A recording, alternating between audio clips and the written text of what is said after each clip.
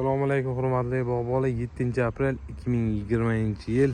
Xudo xolisa mana kalsiy berish mavsumiga yetib keldik. Payvand qilgan pistamiz 24 oylik hosil berishni boshladi. Mana nishonalari juda ham chiroyli holatda inshaalloh. Bu yilgi qiyashimiz suv berib qo'ydik. Suv berishimizdan maqsad suv berilmaydi. O'zi asli guludagi targ'i bosqichida azot bilan birga beriladi.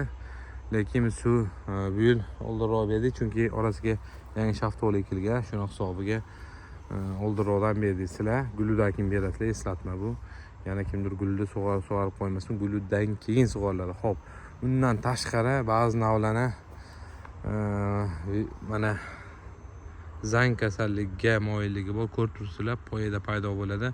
Mana shu kasallikka qarshi dori sepmasangiz, kelasi yilgi hosil kurtalari rivojlanishi o'ta sekin bo'ladi. Ya'ni mana shu novda o'sib 2 qarich, 3 qarich yoki yarim metr bo'lguncha shu yerdagi mevali kurtalar rivojlanishi juda ham sekin bo'ladi. Shuni hisobga olsa, mana juda ham yomon holatda. Bu ortiqcha namgarchilikdan kelib chiqadigan holat. Sizlarga hozir yana yangi nishona qilganini ko'rsataman. Bundan ham kichkina holatda rivojlanish juda sekin bo'lgan va hosilga tezlashgan holati. Ya'ni payvandlikning natijasini ko'rsatyapman. Mana undan keyingisi bu ham 24 oylik payvand. Mana bargi burishyapti, stressga tushyapti, issiq sovuq bo'lyapti, ob-havo bir xilda ketmayapti. Lekin eng ertaki navlardan mana ko'rib turibsizlar. Faqatgina shu uchida gul kurtali hosil bo'lgan xolos. Sun'iy changlatdim bir marta. Gulini oziqlantiruvchi sink moddasi berildi. Endi bundan keyingi beradigan oziqamiz kalsiy.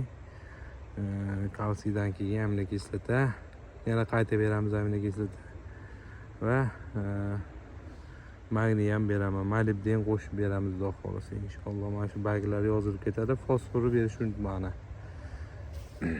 Payvandlik natijasini inshaalloh ko'rsatdim. Mana da o'zi kichkinagina daraxtcha 6 yoshli 3-4 yoshda payvand qilingan bizda ko'chatlar. Buni ham eslatib o'taman.